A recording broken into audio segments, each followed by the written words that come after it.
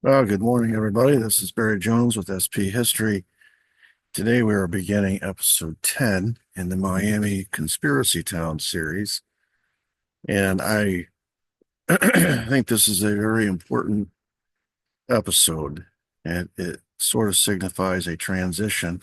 I've said it so many times in the previous 9 episodes that all of which we have been talking about prior, which is this uh, combination of all these different groups and entities, all motivated by the same thing, that was to get rid of Castro. At some point, all of these conspirators to overthrow and or assassinate Castro switched targets, and they began thinking that the real problems in Washington, D.C., not Havana, Cuba. And today we're going to be starting to look at an operation that was proposed to JFK.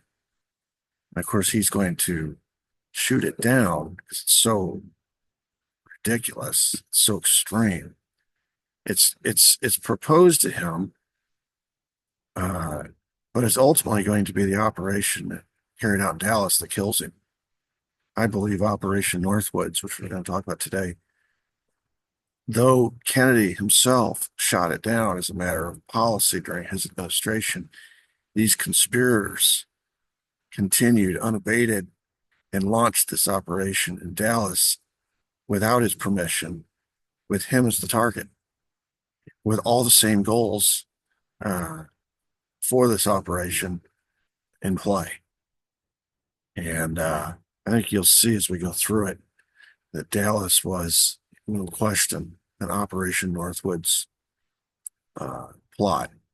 So this is sort of the transition. And it's interesting that they initially go to Kennedy to get permission, like a last gasp kind of thing, where if he'll, he's, in their view, he's betrayed him so many times already. Even though in episode 9, we talked about how he doubled down on Operation 40, calling it Operation Mongoose. Uh, the Bay of Pigs, the stink of Bay of Pigs and that failure is still on him, on his administration, and all the foreign policy coming out of the White House. And there's some question with respect to these conspirators anyway, that he's got the stomach for this. He's got the guts to go through with this. And so this is an effort to see how far he will go. And when he laughs it off and walks out shaking his head saying, "You guys are crazy," they know, okay, he has these limits. He has a line that he won't cross. And so if we're going to get rid of Castro, we're going to have to get rid of Kennedy first. Now, there are still some intervening events that will take place, including the Cuban Missile Crisis, things of that nature. But all they do is add to that suspicion. They just kind of confirm to these people that Kennedy's not up to the task. So as far as, I've been asked, okay, if the CIA or the Pentagon was involved in the assassination of JFK, how did they do it? What was the operational blueprint? What was the end goal? It's this operation right here. It's Operation Northwoods. And of course, it was proposed to Kennedy by a combination of CIA and Pentagon or Joint Chiefs officials. So if you want to know ultimately who was responsible for the JFK assassination, if you believe Dallas was Operation Northwoods, then you have to believe that it was carried out primarily by the CIA and the Pentagon Joint Chiefs with the help of other conspirators, such as the Cubans, such as the Mafia, such as the Secret Service, such as LBJ. But it was their idea. So that's why I think this is so important.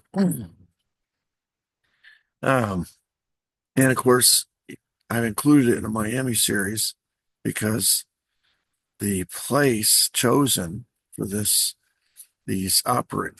false flag attacks was Miami primarily, because that's where the Cuban population is. That's where all these conspirators are. That's, as far as proximity is concerned, closest to Cuba, This makes sense for all the same reasons the conspiracy is coming out of Miami. This is so it's very much irrelevant to our Miami series. March 13th, 1962. This is a pivotal year, as you know, if you've followed history at all. This is the year of the Cuban Missile Crisis in the fall. But in the spring, General Lyman Lemnitzer, who's the chairman of Joint Chiefs, uh, proposed to Kennedy Operation Northwoods. Now, this is Kennedy's first exposure to this idea. It's been knocked around and proposed, and they've been studying it and working on it. A combination of Pentagon officials / CIA officials. And so it's Lemnitzer's job now. Remember, Lemnitzer is one of the Joint Chiefs that Kennedy trusts, or at least there's a nominal amount of trust there that he still has a little bit of credibility. He still has. The other ones don't have any credibility, some of them, with Kennedy. And so the lot kind of falls to Lemnitzer to go to Kennedy. It's kind of like when I was a kid and there was 5 of us. And whenever we wanted to ask Dad for permission to do something, that we knew we probably had less than a 50-50 chance that he would say yes, we would kind of negotiate. Us kids would negotiate which one of us has the best chance of getting Dad to say yes. And it never seemed to be me, but oftentimes it was my sisters or our youngest, the baby of the family, whatever. And that's kind of what Lemnitzer's role here is. He's going to Kennedy with this very controversial, and he's got to know what Kennedy's going to say, what his reaction's going to be. It's almost a sheepish attempt to get Kennedy's blessing on something that's so out there, so extreme, so hawkish that, the end result is going to be a war. That's the whole purpose, is to get us in a war. No president wants to have that on his, as part of his legacy. So you're really pushing it here. Anyway, the purpose was to justify ultimately a U.S. invasion of Cuba through a series of false flag operations. Now, if you're not familiar with false flag, it's very important to understand a false flag is an operation that you launch yourself. It's an attack. In this case, it would be terrorist attacks that you carry out yourself. Of course, it's undercover, it's covert. You don't claim responsibility for it because you're attacking a target that is your own. In this case, it's going to be American targets, many of them on American soil. It would be like, if you get into a discussion with anybody about 9/11, there is some pretty widespread and growing suspicion that was a false flag attack on U.S. targets to justify the war on terror, to justify what came next, which is a war in Afghanistan, and more importantly, to the cause anyway, the war in Iraq. And you had to so stoke the fury of the American people with such an outrageous attack that cost so many American lives and was so visible and so symbolically important that whatever came next, the surveillance state, the creation of a Homeland Security Patriot Act, all these new federal powers came as a result of the 9/11 attack, and of course a couple wars as well. And if you believe, as I do, that our government is controlled by a military-industrial complex that operates on the business principle that war is worth money. War is money. You've got to have wars constantly. And in the aftermath of the Cold War, which during a 40-year period, we were constantly on a war footing. But after the Cold War, we kind of lost that business plan. And so we had to gin up our own wars. There's a lot of people who believe 9/11 was a false flag to get us into those wars, to create the surveillance state, to give the federal government all these new powers, et cetera, et cetera. I'm not going to get into that discussion today, but it's a handy example to use, and it does fit the profile of a false flag. It has the uh, necessary components. There's enough suspicion about those buildings coming down, and the fact that it was allowed to even happen. All these planes get hijacked, et cetera, et cetera, and the buildings are coming down in a way that looks like almost like a controlled demolition. Buildings next to them are coming down that weren't hit. Um, and right in the heels of that, you see the Patriot Act get passed. You see the surveillance state kick into high gear, and we're almost immediately, at war in Afghanistan and later in Iraq. And so it would fit the profile of a false flag. That's what a false flag is. You attack yourself, you blame it on somebody else to get everybody all stoked up, and then you go to war with that person you blamed it on, the patsy. You have a patsy in mind, you blame the patsy, then you go to war against the patsy. And we'll talk about where, even in the creation documents of this Operation Northwoods, these Pentagon officials refer back to an earlier time where we did such a thing, where in the history books we're taught that our ship was attacked in ironically, Havana Harbor. And it turns out we attacked our own ship to create the Spanish-American War. It's right there in the creation documents where they admit, yeah, we did it already once. It worked so well. Why not do it again? So anyway, the whole purpose of this is to create a justification for a U.S. invasion of Cuba. I'm going to go through, I'm just using the documents here and go through what were these recommendations that were made to President Kennedy on that day by General Lemnitzer. All right, recommendations number 1 and 2, harassment plus deceptive actions to convince the Cubans that a U.S. invasion was imminent.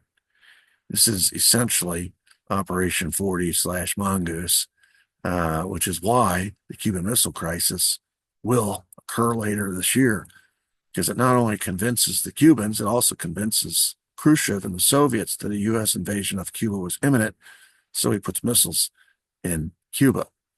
We're intentionally rattling their cages. We're saber rattling. We're trying to destabilize that country and that region and create a war. That's what a false flag is. It continues on recommendation 2, a series of well-coordinated incidents will be planned to take place in and around the U.S. Marine base at Guantanamo Bay to give the genuine appearance of being done by hostile Cuban forces. So here is an American target, the naval base, Guantanamo Bay, and we're going to have these incidents that we're in charge of, that we're planning. We're creating these incidents, and they're going to take place around the base to create the impression that these hostile Cuban forces are attacking American targets. We're doing it, but we're creating the impression. It's all about what we can sell, how we can market this, and how we can spin this to the world population, but more specifically to the Americans. And I even give examples of these well-coordinated incidents. Some of it might be propaganda through radio broadcasts. Some of it might be over-the-fence attacks by land-friendly Cubans. If you ever watched the movie A Few Good Men, they talk about fence line shooting and how in Cuba, because Guantanamo Bay is an American naval base surrounded by Cubans, hostile Cubans, they have this fence line that separates us from them, and they have their military on guard, and we have our military on guard, and everyone's facing each other at this fence line, which is the dividing line. And if anybody engages, which in the movie, the terminology was the mirror. Every soldier, every American soldier has a Cuban mirror. And evidently, when you are on guard duty, you watch your mirror, your counterpart. You're responsible for one soldier. And if he ever engages, you have to uh, retaliate. You are responsible for watching your mirror. And if there's 20,000 soldiers on patrol around Guantanamo, that means there's 20,000 Cuban mirrors. And every soldier's watching their mirror. And any have a whole criteria of what qualifies as an offensive or aggressive act and what your response is supposed to be.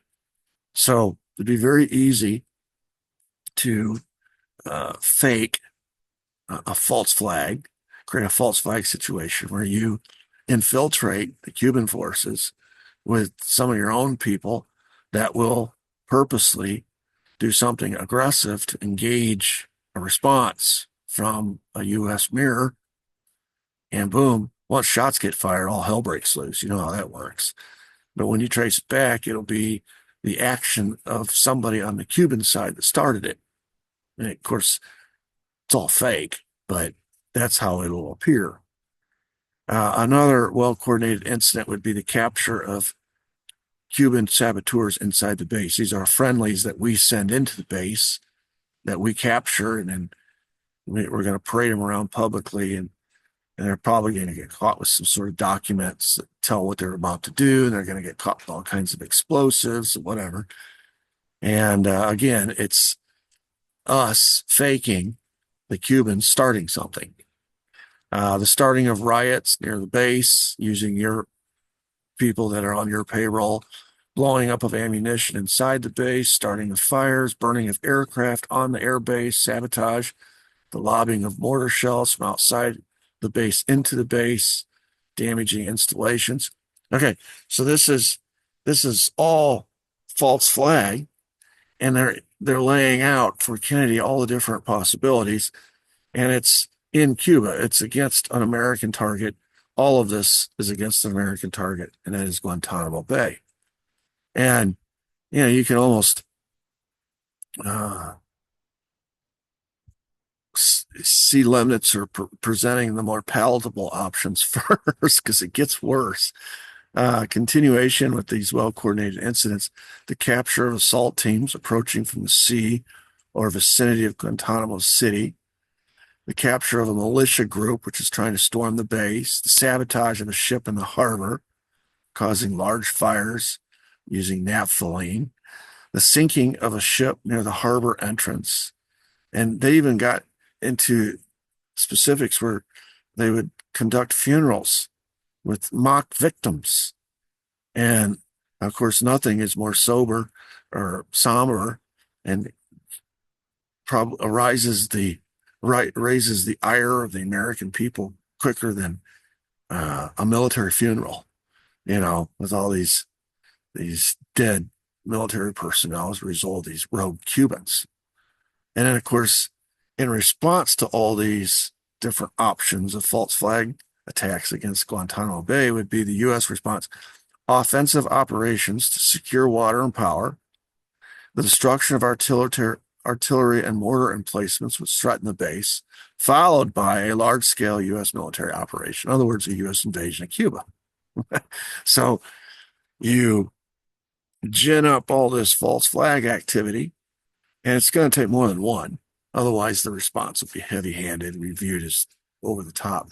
So you're going to, these well-coordinated incidents, plural, there's going to be many of them. And it's kind of like the frog being boiled alive in the pot of water. If you throw a frog in the water and it's hot, he'll jump out. But if you throw a frog in a pot of water that's lukewarm, he'll just sit there. If you turn the temperature up ever so little, it gradually boils to death because it's increasing. Or he doesn't realize he's boiling alive. And that's what they're doing to the American people. If it's just one attack and we say we're going to invade Cuba over this, it's too much. It's too much of a shock to the system. The American people won't support it. But if the drumbeat of news keeps coming back, it's on the front pages day after day after day, one attack after another. Of course, what we think as we're reading these accounts, these are honest attacks. These are literally coming from enemies, these enemy Cubans. Turns out it's all fake, right? But we don't know that.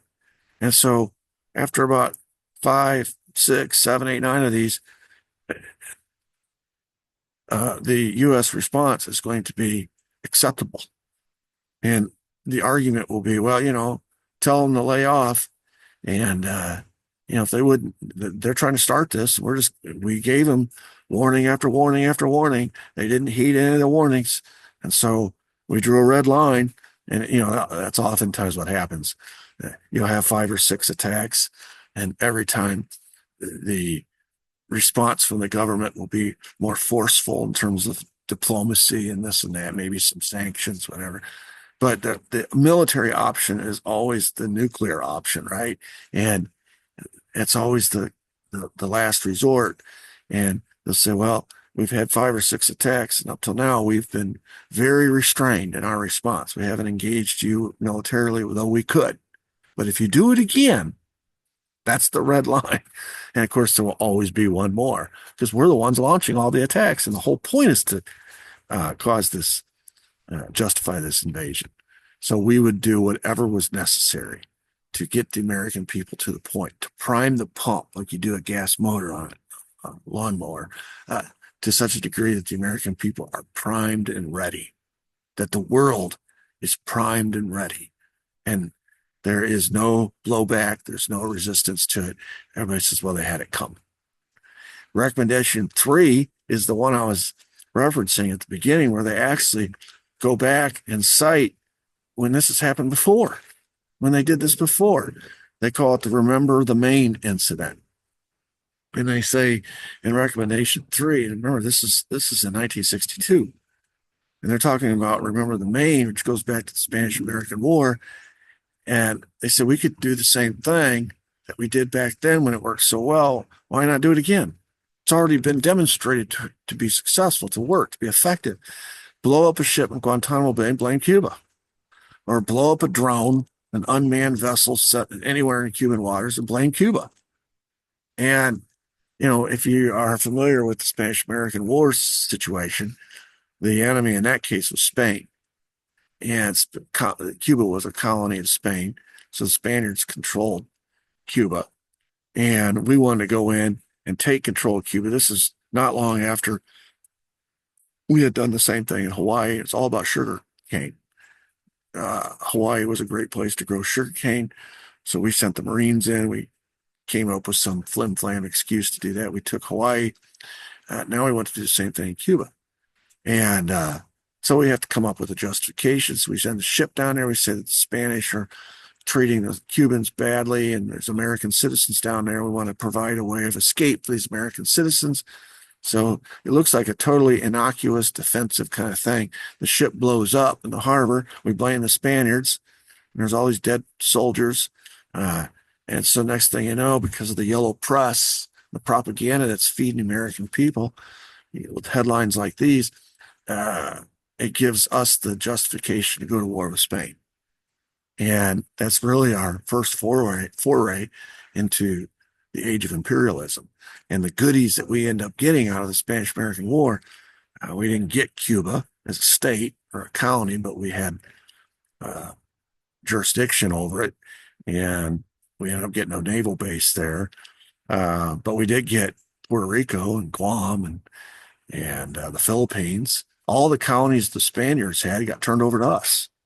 And we got some goodies out of it, and we got addicted to it. So from then on, it became, the false flag worked so well to get us into that war and got us the goodies that we wanted.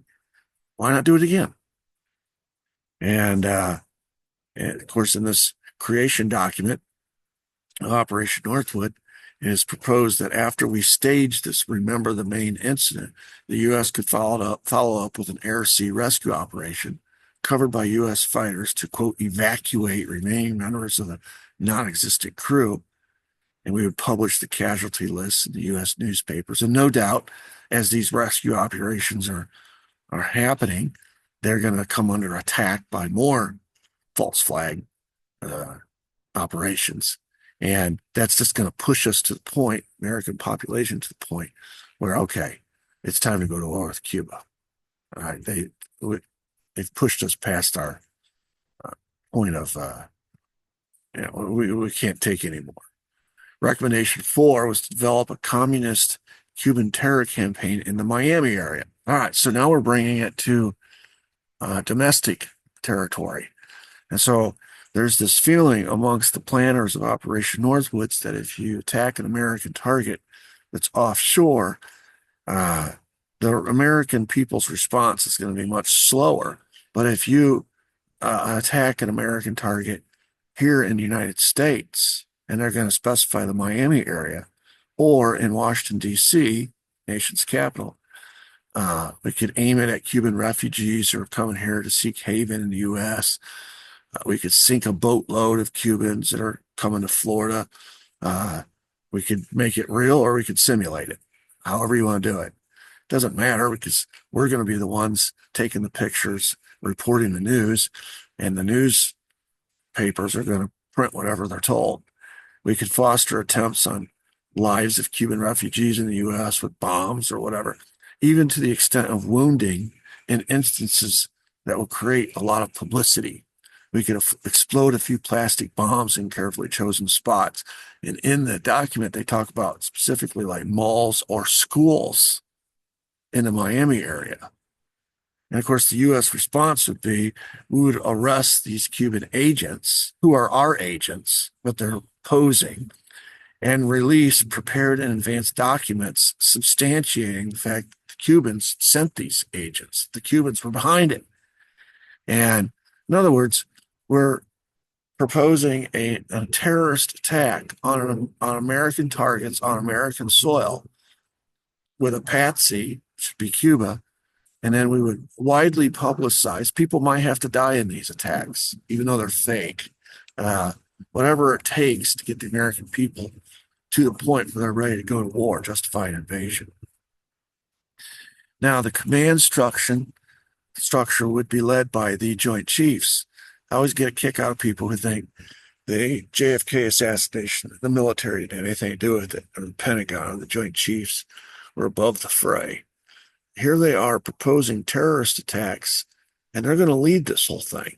Now, they're going to work in conjunction with the CIA, no doubt, but they're going to be in charge of the command structure. And in the document, it says, quote, a single agency will be given the primary responsibility for developing military and paramilitary aspects of the basic plan. Both overt and covert military operations would be assigned to the Joint Chiefs of Staff. So they're creating a flow chart with the Joint Chiefs at the top. Now, on March 16th, 1962, Kennedy responds to this and says, quote, he could not foresee any circumstances that, quote, would justify and make desirable the use of American forces for overt military action in Cuba. Now, he chooses that word overt carefully because we are currently involved in Operation Mongoose, which is covert paramilitary action in Cuba. He's okay with that. In fact, in episode 9, we talk about how okay he was with it. He was so distraught about Bay of Pigs failing and the promises that he had made that he doubles down on the concept and puts his brother in charge. And all of it's supposed to be covert paramilitary. What the Joint Chiefs are asking for is to include overt military action as a response to these false flags. And he's saying, no. So Kennedy is not dismissing the concept of a false flag necessarily. What he's dismissing is the concept of an overt military response, which is the whole point. I think he'd probably be more receptive to Operation Northwoods, at least as far as the concept is concerned, if the whole thing stayed covert. But they're tired of the covert. It's not working fast enough. They're ready to prime that pump and invade and do what the military does best. He's not he's not cool with that. About a month later, on April 10th of 62, Lemnitzer responded, writing that, quote, the Joint Chiefs of Staff believe that the Cuban problem must be solved in the near future.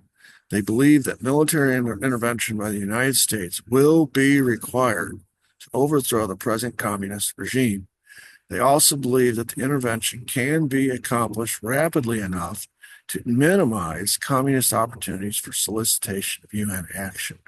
Okay, so what Lemnitzer is giving voice to is the disagreement amongst the Joint Chiefs with Kennedy's veto of Operation Northwoods. They're saying, okay, Operation 40 didn't work. Operation Mongoose won't work. The only thing that's going to work is going to be, they say it right here, they believe that military intervention by the United States will be required. Kennedy, if you're serious about overthrowing Castro, you keep saying you want to get rid of this paramilitary nonsense, not going to work. Covert stuff's not going to work. We're going to have to include the option of overt military response or overt military action. And if and the reason that we believe that this is necessary is because what's going to happen is as soon as we respond, the Soviets and the Cubans are going to run to the UN and try to get this whole thing condemned. But we will accomplish this so quickly before they can, they'll eventually go to the UN, but it'll be over. It'll be all over by then. And so we are at loggerheads, just like the White House is at loggerheads with the CIA because of what happened at Bay of Pigs. The CIA blamed Kennedy. And Kennedy responds privately by going to war with the CIA. So we already have a war happening in the White House between the Kennedy brothers and the intelligence agencies, the CIA. Well, now the Joint Chiefs, the Pentagon, is signaling their opposition to the White House, saying that Kennedy doesn't have the stomach for what is necessary. He says he wants to overthrow Castro, but he doesn't have the stomach for it because what it's going to take is overt military action. And Lemnitzer goes on the record and says this is the consensus of the Joint Chiefs. And so we now have a situation where Kennedy is at war, or at odds at least. He's at war with the CIA. He's clearly at war with the CIA, but he's now at odds with the Joint Chiefs, the Pentagon as well. So he's being surrounded. You can just see as time goes on, he's being surrounded by very powerful people that are very upset with him. They disagree with him, and they think he's soft on communism. He's not up to the task. Every time they went to Eisenhower, CIA says we need a green light to go into Iran or Guatemala. They got what they wanted. And then when the operations started to go bad, the CIA comes back. We need overt military response. They got what they wanted. And now they're running into somebody who's saying, no, we're not doing that. He's telling them no. It's the parent that finally tells the child no. And the child's been spoiled and he's been used to getting what he wants. And the first person that comes, I saw this so much when I taught in my teaching career. You get these kids that have been spoiled, and then they get into an educational setting, and there's boundaries and there's rules and policies, et cetera, et cetera. And you go into every person's classroom and they have different classroom rules and things. And a kid who is not used to following rules, getting whatever he wants, is going to buck against that system. And so inevitably what happens is you end up having a meeting because there's certain behavioral issues. And so they call a meeting and the parents get invited to the meeting and the kids sitting there. And it doesn't take long to figure out who's calling the shots in that family. And you realize why you've been having all these problems with this kid, because he's used to getting whatever he wants from mom or dad, the authority figure in his life. And now he's running into authority figures that aren't giving in, and you got problems. And those are the same kids that eventually have problems with the police, another authority figure. So here are the CIA and the Pentagon, like those spoiled kids who've all gotten used to whatever they want. And now they're running into that there's an adult in the room who's telling them no, and they don't like it. They flat out don't like it. The goal of the Operation Northwoods, as it was explained to Kennedy, was to engineer a situation where the blame for the terrorism, which is, as we know, it is self-inflicted. We're doing it for ourselves, but the blame would fall on Cuba's leader, Fidel Castro, and that would force an invasion. Kennedy said, as he walked out of the room on that day when it was proposed to him initially, it's crazy. He's just shaking his head. He says, it's crazy. And and so many people have assumed since Kennedy vetoed this proposal by General Lemnitzer and the Joint Chiefs, that never happened. It never occurred. But I would submit to you that I think it did occur. They gave Kennedy a chance to approve it, whereby it would take place on his watch with his approval. But that didn't mean that they weren't willing to, we've already seen that the CIA is willing to defy Kennedy's orders to cease and desist launching invasions from bases in Cuba, and how Kennedy eventually had to use his brother to get the marshals and the customs officials to go down there and literally shut down those bases and arrest E. Howard Hunt, Frank Sturgis. We saw how the S Force, after it was discovered by the White House, was ordered to cease and desist all operations. William Pauly loads them on a yacht, and they go on their own little mission, in complete defiance of the White House. If they've already demonstrated a willingness to defy the White House, right? Uh, why would it be? Why is it so hard to understand that here they're giving him a chance to agree to this, and when he disagrees and vetoes it, they're going to go ahead and defy his veto and do it anyway, and make him the target instead of Castro. And all you got to do is make a few subtle changes to it.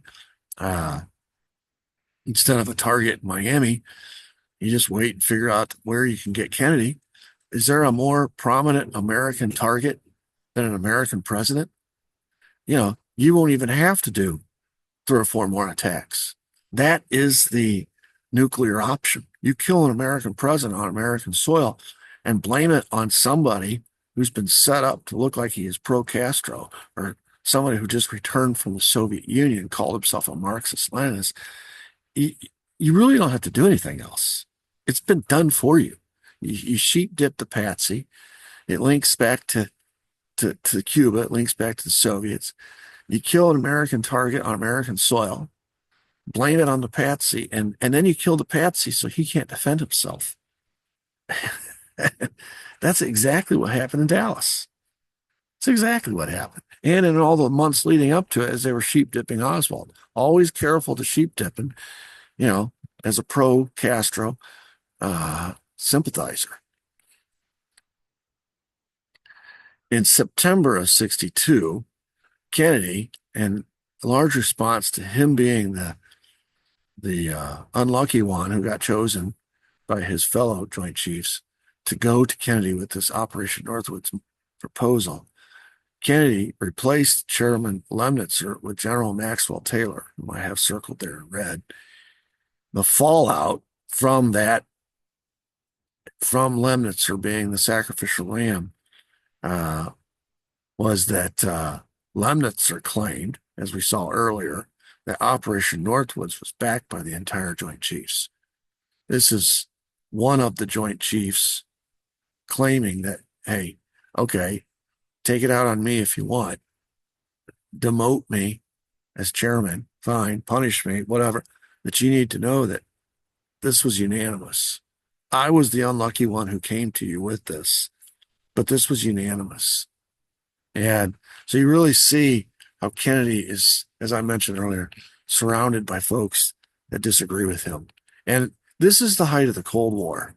And the Cold War, when it involves us versus the Soviets way far away in Eastern Europe, that's one thing. But this is 90 miles off the coast of Florida. And so if you are one of these true believers, believes in containment, you're one of these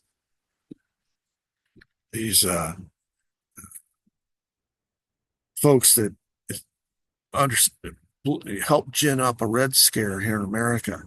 And you want us on this war footing constantly.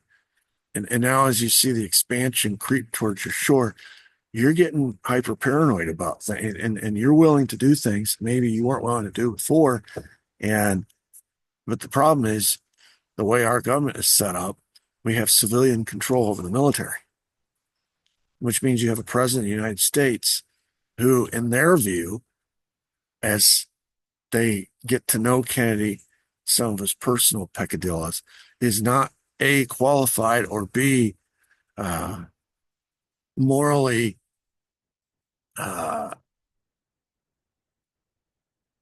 worthy of being the person who gets to call these shots. I don't know if I explained that well, but by now the Joint Chiefs are fully aware of Kennedy's dalliances with women everywhere. There's been a couple times where he's gotten himself in potential trouble by having sex with women that are associated with mobsters. Judith Campbell Exner was the shared girlfriend of Kennedy and Sam Giancana, for example. They're aware of his dalliance with Ellen Rometsch, who turns out to be an East German spy. She's one of these communist agents the KGB uses women to get in the bed of prominent Westerners, politicians, or people in the military, whatever, and solicit information from. Boy, you talk about being in a that's a pretty precarious position to be. And so if you're a Joint Chiefs member, you're looking at the president, you're saying this guy shouldn't even be in charge. He shouldn't even be commander in chief. He's sleeping with the enemy. He's sleeping with women that put him in all these precarious positions. Of course, this isn't just anybody. This is the president of the United States, which means it puts the United States in a precarious position. There's rumors about drug use and things of that nature because there's back issues and some of the experimentation that's going on in the White House, certain drugs. And they're saying, here we are being bossed around by this drug addict, this sex addict, this reckless character who doesn't mind putting himself at risk and by extension putting the United States at risk. And so there starts to develop within the Joint Chiefs, with the CIA, within the security apparatus of the United States, this separate kind of entity or this separate kind of mindset apart from the president saying, okay, well, we're going to have to take over and own the security of the United States going forward as long as Kennedy is president, because he's not capable of it. He's certainly not deserving of that distinction, of that honor.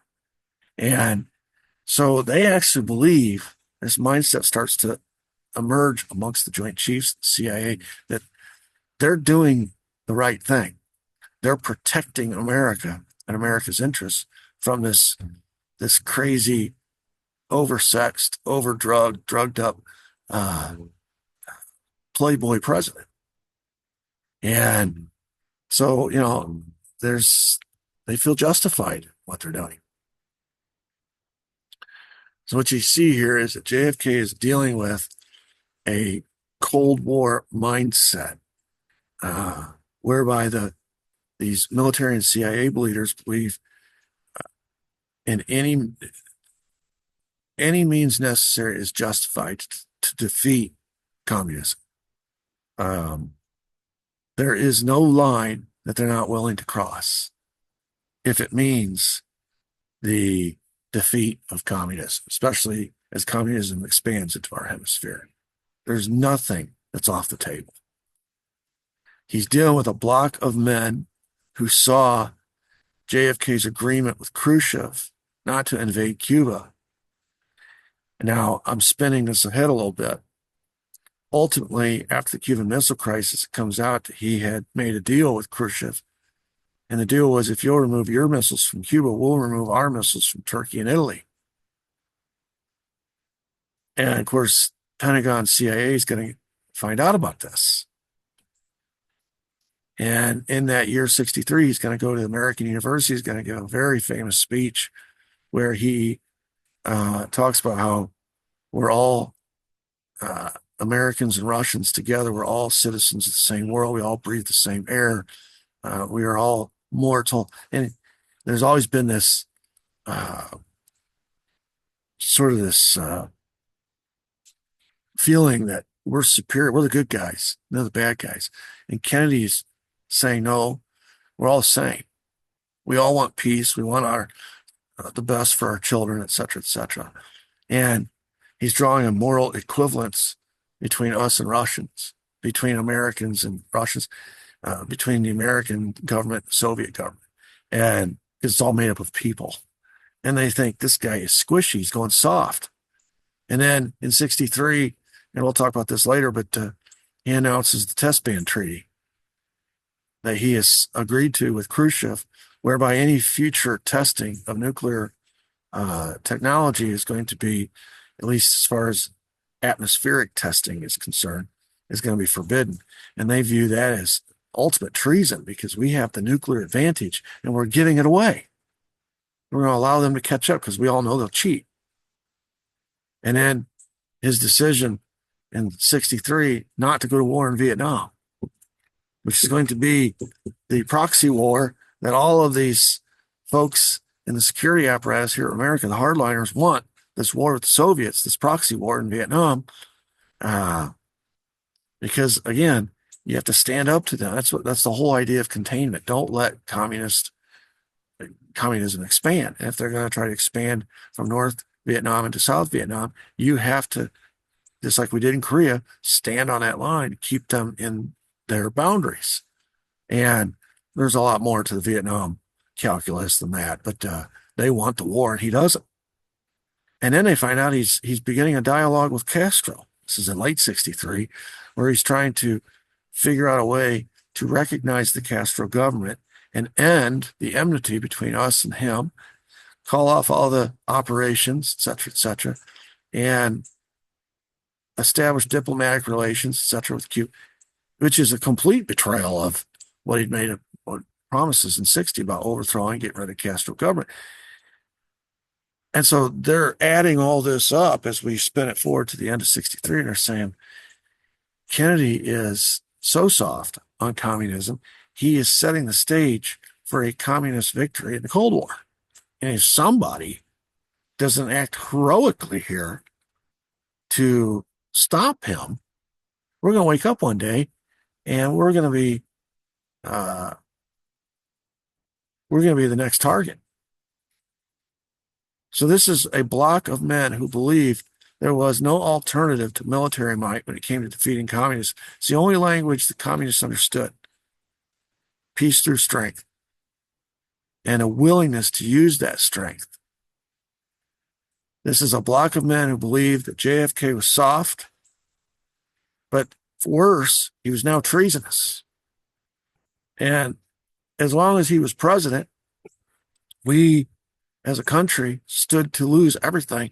And it was going to take them, a cabal of leaders in the security state, to prevent the president from handing over victory to the Soviets. And of course, his decision to withdraw from Vietnam was viewed as the last straw.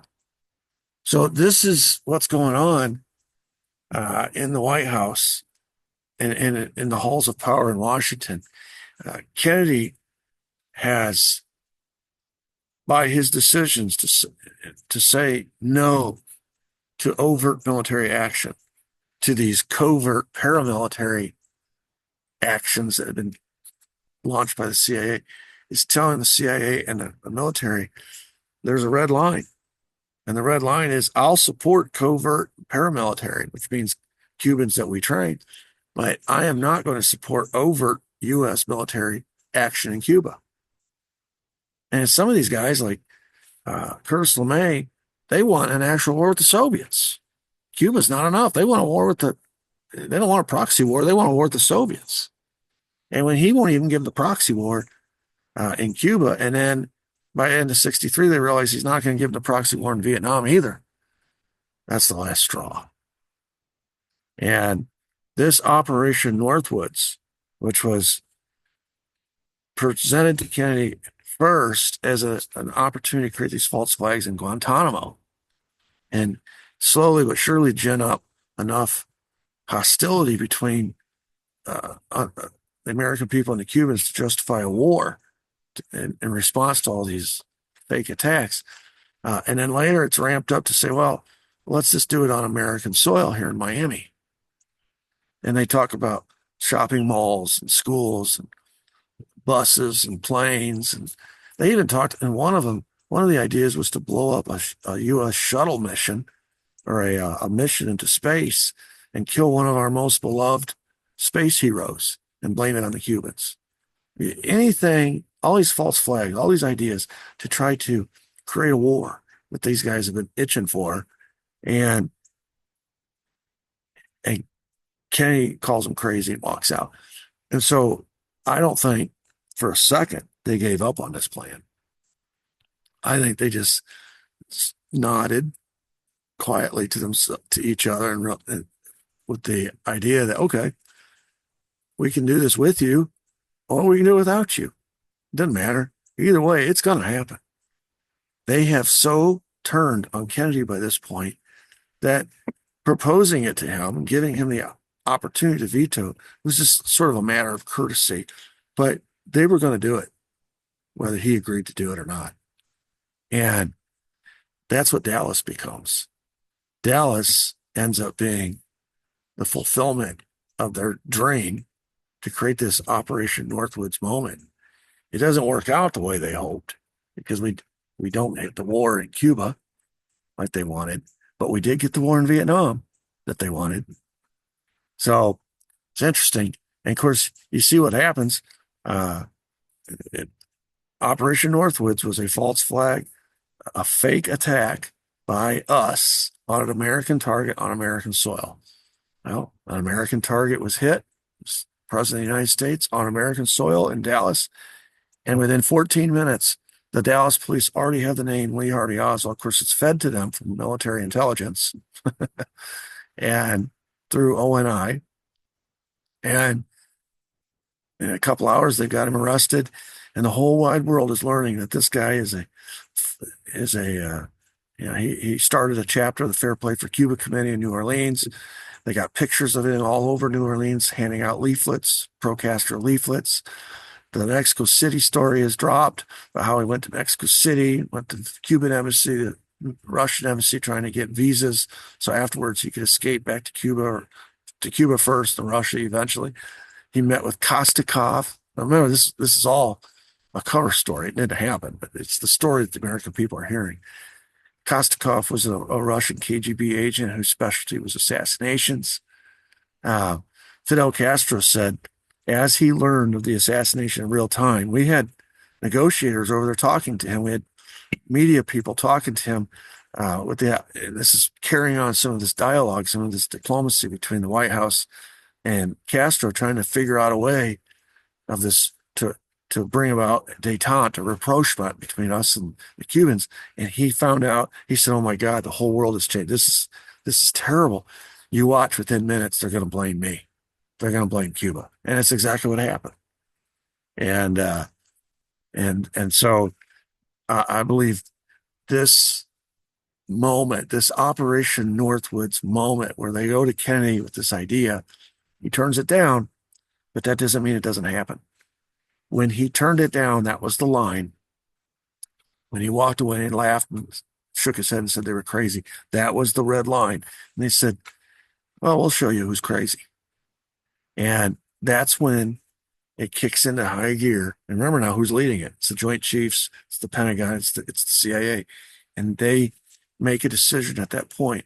Okay, Operation Northwoods is going to have to happen, but it's not going to be a shopping mall. It's not going to be a space mission. It's not going to be a ship. It's not going to be a school in Miami. It's not going to be any target in Miami. it's going to be the president of the United States. And if it happens in Miami, great. That's why uh, in a couple episodes from now, I'll be talking about the plot to kill President Kennedy in Miami. There was two of them, two plots on the same day, and it didn't work. It didn't succeed. We'll talk about why. But there were two plots to kill him in Miami. But if we get him in Miami, great. If we don't, there are other options, and Dallas became the other option. Remember, a false flag. It is a contrived attack that you yourself create against, in this case, an American target on American soil. And technically, Guantanamo Bay is considered American soil because it's our base. But Miami, everybody understands that's American soil. Dallas, that's American soil. An American target on American soil that you can blame on a patsy. And by that, I don't necessarily mean a person, although in Dallas, the patsy was a person, but it's an entity. It was Cuba. It was the Castro government to justify an invasion, to justify a war.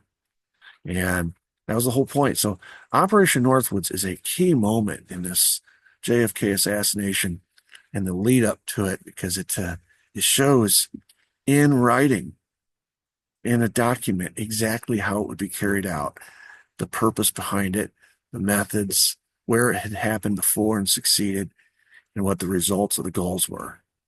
So that's Operation Northwoods, and that's episode 10. I hope you enjoyed that. Until we come back for episode 11, I hope everybody has a blessed day. Thank you.